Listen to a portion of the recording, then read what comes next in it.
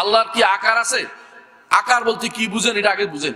আকার বলতে যদি বুঝেন যে আপনার নির্দিষ্ট কোনো পরিচিত, আপনার নির্দিষ্ট একটা আকার আপনি নির্ধারণ করে দিয়েছেন। যেমন সাকারের পূজা করে কারা? হিন্দুরা। সাকারের পূজা, যে সাকার বানায় তারা প্রতি বছর একটা সাকার বানায়, এরকম কোন নির্ধারণ কিছু বানাইতে তাহলে অবশ্যই এটা জায়েজ নেই। আল্লাহর জন্য এই আকার অবশ্যই নয়। তবে আল্লাহর জন্য অবশ্যই তার নাম আছে, গুণ আছে, তার চেহারা আছে, অর্থাৎ যিনি অস্তিত্বশীল প্রত্যেকেরই একটা কি আছে, নির্দিষ্ট একটা আকার আছে।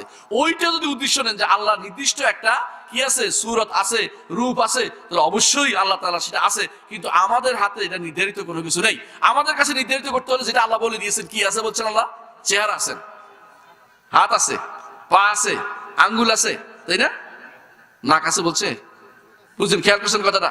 কান আছে বলছে, বলে না। যেটা বলে না এটা হ্যাঁ না কোনোটা বলা যাবে না, হাও বলা যাবে, নাও বলা যাবে না।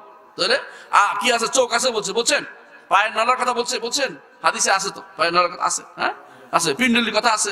তাহলে বুঝতে পারছে এগুলি যেগুলো আছে ওইগুলি আলাদা আলাদা করে একটা একটা করে বলবেন। কিন্তু আপনি যদি কোনো একটা নির্ধারিত শাখা নির্ধারণ করে নেন তাহলে আকার শব্দটা ব্যবহার করবেন না। এই জন্য, কারণ আকার শব্দের আরবি হচ্ছে শেকেল।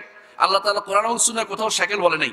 সূরা শব্দ আসছে, সূরাকে রূপ হিসেবে বলেন, কারণ সূরার সাধারণত চেহারাকেই সূরা বলা হয়। চেহারা, আল্লাহর তো অবশ্যই চেহারা রয়েছে, কোনো সন্দেহ নাই। যদি বলে আমি চেহারা বুঝাতে চেয়েছি তাহলে আকার বলতে পারবেন। আর চেহারা ছাড়া অন্য কিছু আসবে, অন্য কিছু ব্যাপক পুরোটা বুঝাতে চাচ্ছেন আপনি, কেউ নির্ধারণ করতে পারবে না। ওয়ালা ইয়াহিতুনা বিশাইইম মিন ইলমিহি, তার কোনো কিছু কেউ কোনো আল্লাহর ইলম দিয়ে কেউ ইলমকে কোন রকম আল্লাহকে আয়ত্ত করতে পারবে না।